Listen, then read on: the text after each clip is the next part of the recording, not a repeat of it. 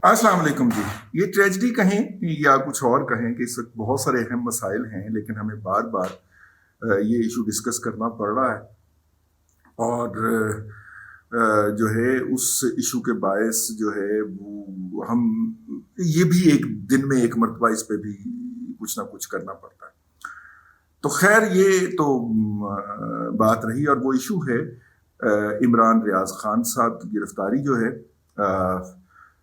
इमरान रियाज खान जो हैं वो पीटीआई के एक बहुत अच्छे तर्जुमान कह लें, स्पोक्स पर्सन कह लें, और जो है पांचवी पुश्त की दोगली अबलागी जंग के मुजाहिद कह लें आप उनको, और जिन्होंने लड़ी उनके साथ उनके ब्रेकअप हो गया।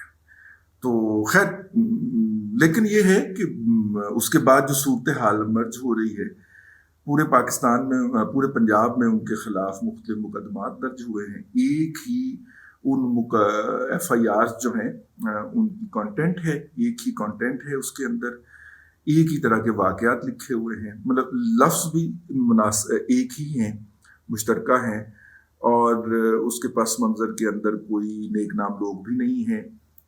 वो जो जिन लोगों ने ये FIRs दर्ज करवाई हैं उनका अपना क्रिमिनल रिकॉर्ड है। तो इसलिए जो है इन FIRs के तहत जब इमरान रियाज खान पंजाब में दाखिल हो रहे थे KPK से और जा रहे थे इस्लामाबाद हाई कोर्ट, तो वो जब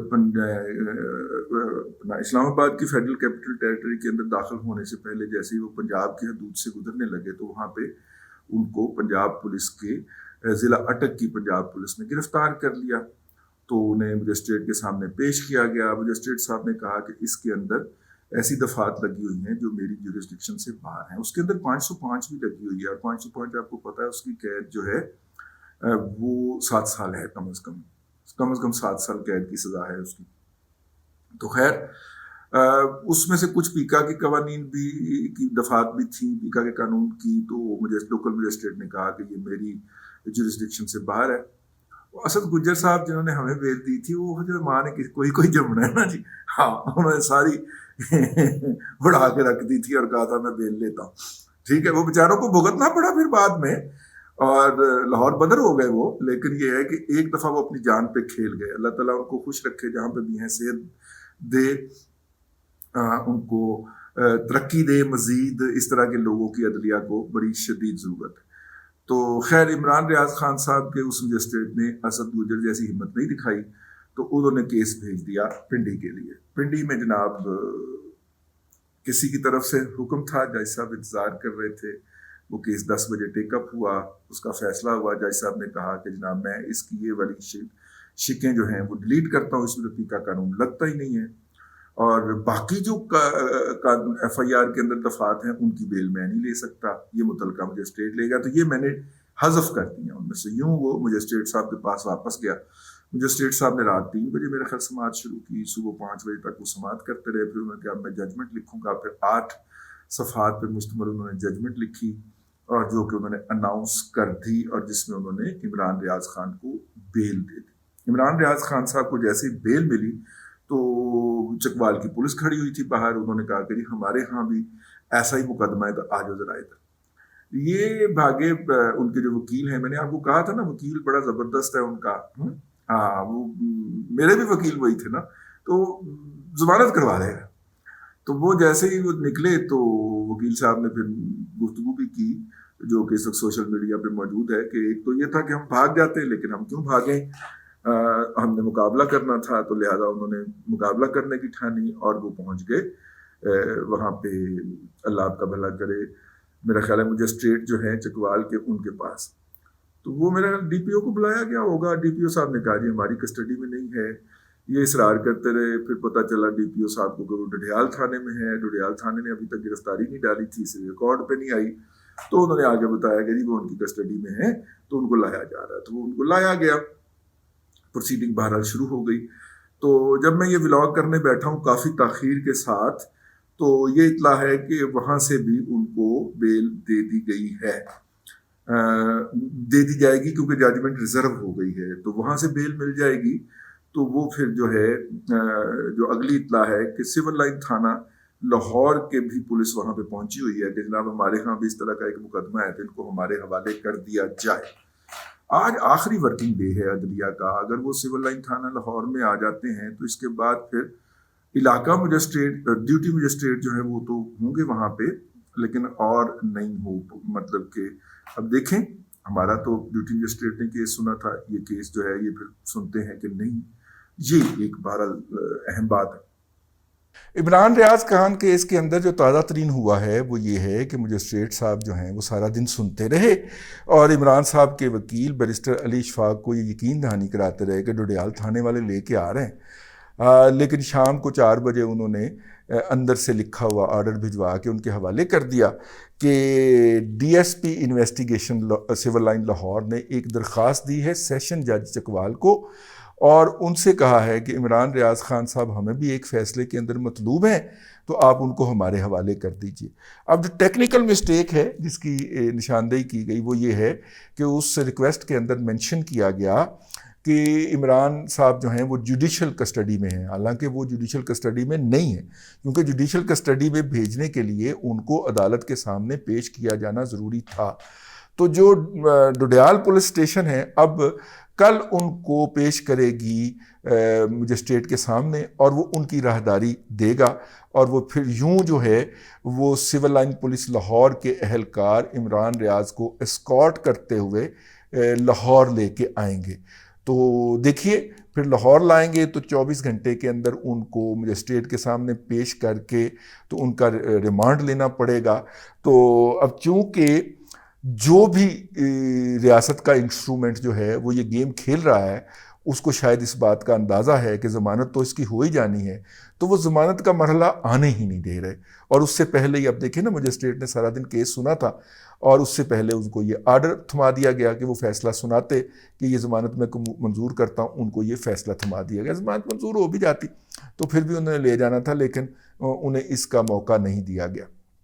یہ پورا جو منظر نامہ اس وقت سجا ہوا ہے اور اس وقت جو ہے چونکہ سوشل میڈیا پہ ڈومینیٹ کرتی ہے پی ٹی آئی اور پی ٹی آئی کے جو پیڈ ٹرول ہیں وہ اور ان کے جو بورڈز ہیں وہ ڈومینیٹ کرتے ہیں, تو لہٰذا انہوں نے سوشل میڈیا کی حد تک اسے ٹاک آف دا ٹاؤن بنا رکھا ہے. اور سوشل میڈیا پاکستان کے اربن سینٹر کو کس طرح جکڑے ہوئے ہے اس کا اندازہ کر لیں کہ جناب جو ہے ہر جگہ پہ ایون بکرا منڈی میں بھی یہی ڈسکس ہو رہا تھا کہ عمران ریاض خان کتنے پہنچے. ٹھیک ہے, میں آج گیا تھا چکر لگانے کے لیے, ویسے ہی لرننگ کا چکر لگانے کے لیے گیا تھا, یہ گھر کے پاس ہی لگی ہوئی, تو میں نے کہا چلے چکر لگاتے ہیں کیا ہو رہا ہے. تو وہ جو ہے وہاں پہ بھی یہ لوگ ڈسکس کرتے ہوئے پائے جا رہے تھے, تو پوری طرح انہوں نے جکڑا ہوا ہے اذہان کو. تو یہ ہے اب تک کی صورتحال.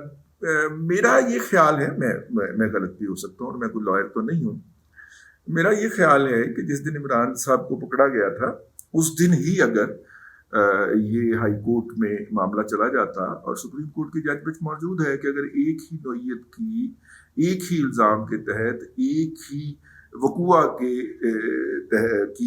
ایف آئی آر زیادہ درج ہو جائے تو ان کو ایک جگہ پہ کلب کر دیا جاتا ہے. اور یہ فیصلہ لیا تھا جناب میر شکیل الرحمان صاحب نے, کیونکہ میر شکیل الرحمان صاحب کے خلاف کوئی میرا خیال ہے کہ 100 سے زائد مقدمات پاکستان کے مختلف جگہوں پہ اوپر درج کروا دیے گئے تھے. انہی قوتوں نے درج کروائے تھے جنہوں نے جو آج کل ناراض ہو گئی ہیں اور ان کا اظہار بھی کر دیا بیرسٹر علی اشفاق صاحب نے, اور انہوں نے عدالت کے اندر ظاہر جج صاحب کے آنے سے پہلے جو وہ گفتگو کر رہے تھے پی ٹی آئی کے ٹرول سے, پی ٹی آئی کے پیڈ ٹرول سے گفتگو کر رہے تھے, تو انہیں میڈیا سمجھ گئے. تو انہوں نے یہ فرمایا کہ دیکھیے یہ ادارے کے اندر سے کسی بہت چھوٹے لیول کے بندے کی حرکت ہے, ادارے کی یہ پالیسی کی ڈپکشن نہیں ہے. اور انڈائریکٹلی انہوں نے یہ بھی کہہ دیا کہ شاید مطلب کہ میں تو علی اشفاق صاحب میرے وکیل ہیں, میں تو ان کی بات کو دہرانے کا جی گناہ گار ہو رہا ہوں. ٹھیک ہے, بیسیکلی انہوں نے کہہ دیا کہ جناب کون سا ادارہ ہے. ٹھیک ہے, تو پھر انہوں نے پنجاب حکومت کی بھی ای تئی پھیری اور پنجاب کے جو متوقع وزیر قانون ہیں ملک احمد خان صاحب ان کی بھی ایسی کی. لیکن یہ ہے کہ انہوں نے ساتھ میں یہ بھی کہنا ضروری خیال کیا, پتہ نہیں بظاہر تو وہ جو ہے وہ اب دونوں پارٹیوں کو ہی کہہ رہے تھے علی صاحب جو ہیں, اور وہ بہت سمجھدار وکیل ہیں، وہ بغیر کوئی بات سمجھے کوئی لفظ منہ سے نہیں نکالتے. تو خیر یہ جو ہے، میں اس بات کو آپ نے نوٹ رکھنا، میں نے کنکلوڈنگ ایک فکرہ کہنا ہے، اس بات کو آپ نے اپنے مائنڈ میں لے کے چلنا. تو میر شکیل الرحمان صاحب جو تھے ان کا یہ حق ہائی کورٹ نے تسلیم نہیں کیا، لیکن جب وہ سپریم کورٹ گئے تو سپریم کورٹ نے اس کے حق میں فیصلہ دیا کہ ہاں اگر ایک نوعیت کے مقدمات ہیں تو انہیں ایک جگہ پہ کلب کر دیا جائے. ٹھیک ہے نا، مطلب بجائے اس کے کہ ڈسٹرکٹ پولیس جو ہے اٹک کی وہ الگ انویسٹیگیشن کر رہی ہے، چکوال کی الگ کر رہی ہے، لاہور کی الگ کر رہی ہے، جو باول نگر کی الگ انویسٹیگیشن کر رہی ہے، تو اس مقدمے پولیس نہیں کرتی ہے نا، تو ایک جگہ کی پولیس کر لے، باقی اس کے ساتھ شیئر کر لے. تو پھر میر شکیل الرحمان صاحب کو یہ ریلیف مل گیا تھا، تو پھر ان کے سارے مقدمات ایک جگہ پہ کلب ہوئے تھے، اور پھر ان کے اندر ان کی ضمانت ہوئی تھی اور وہ عدالت سے باہر وہ جیل سے باہر تشریف لائے تھے. تو مطلب علی اشفاق صاحب میرے سے زیادہ پڑھے لکھے آدمی ہیں، اور میری یہ گزارش تھی یا میرا یہ اس کے بارے میں رائے ہے کہ اگر اس والے پیٹرن کو اپنا لیا جاتا تو یہ تماشا نہ لگا ہوتا جو اس وقت لگ رہا ہے کہ ایک ڈسٹرکٹ سے وہ بیل کرواتے ہیں تو دوسرا ڈسٹرکٹ پہنچ جاتا ہے، اب دوسرے سے ان کی بیل ہونے والی ہے تو تیسرا ڈسٹرکٹ پہنچ گیا، تیسرے سے ہوگی تو چوتھے میں پہنچ جائیں گے. ٹھیک ہے، تو یہ جو اس وقت لگا ہوا ہے اور اس نے پوری طرح جکڑا ہوا ہے ذہنی طور پہ پورے معاشرے کو، یہ نہ ہوتا. میں ناقد ہوں اپنا عمران ریاض صاحب کے طرز صحافت کا، میں اسے صحافت نہیں سمجھتا. ٹھیک ہے، میں انہیں پی ٹی آئی کا ایک مطلب کہ پرو پی ٹی آئی ایک بندہ سمجھتا ہوں، پی ٹی آئی کا ایک ورکر سمجھتا ہوں، لیکن ایک انسان کے طور پہ ان کے فنڈامنٹل رائٹ تو ہیں نا. آپ اس طرح تو کسی بندے کو ذلیل نہیں کر سکتے نا، اس طرح تو کسی بندے کی بےزتی نہیں نہ کر سکتے کہ آپ ایک جگہ سے بیل کروائے تو دوسری جگہ پہ، دوسری جگہ سے کروائے تو تیسری جگہ پہ. مجھے یاد پڑتا ہے کہ انگریز جب یہاں پہ تھا تو اس کا یہ طریقہ کار ہوا کرتا تھا، اور وہ طریقہ کار چلا جا رہا ہے. اب علی وزیر صاحب کو دیکھ لیں، ان کی 4 مقدمات میں بیل ہوتی ہے تو جیل سے لینے کے لیے اس کو 5ویں مقدمے میں پولیس پھر پہنچ جاتی ہے، اور پھر میرا مطلب ہے کہ پھر وہ جیل کے اندر ہی ہیں. تو یہ وہی والا طریقہ کار ہے. اب مسئلہ یہ ہے کہ کل تک وہ عمران ریاض صاحب جو ہیں وہ اس طریقہ کار کو سپورٹ کرتے رہے ہیں. علی وزیر ہو گئے، یہ ہو گئے، یہ اور ایون ہم بھی ہو گئے، ہم ان کی نظر کے اندر غدار تھے. تو یقیناً ان کو اس دکھ کا، اس غم کا اور اس تکلیف کا احساس ہوا ہوگا کہ جس کسی کو غدار کہنے سے کتنی تکلیف ہوتی ہے. ٹھیک ہے، دل چر جاتا ہے اندر سے. ٹھیک ہے نا، مطلب بندہ اٹھنے جوگا نہیں رہتا، حالانکہ کسی نے الفاظ ہی کہے ہوتے ہیں نا، فزیکلی بندہ ڈھہ جاتا ہے جب آپ کسی کے اوپر غداری کا الزام لگاتے ہیں. اور ماشاءاللہ انڈائریکٹلی یا ڈائریکٹلی جو ہے یہ اپنے متعدد ولاگ کے اندر کرتے رہے. مجھے بھی بعض لوگوں نے بتایا کہ آپ کے بارے میں بھی کوئی ایسی بات کہی وہی ہے انہوں نے، لیکن میں نے سنی نہیں کبھی، مطلب کہ میں نے نہیں سنی. میں نے ویسے اکثر وہ باتیں نہیں سنی جو میرے خلاف کہی گئی ہیں، وہ ان کا کام ہے، وہ جانے. ٹھیک، لیکن اب دیکھیے یہ وہ صورتحال ہے کہ جس کے اندر ہم اس وقت ہوئے.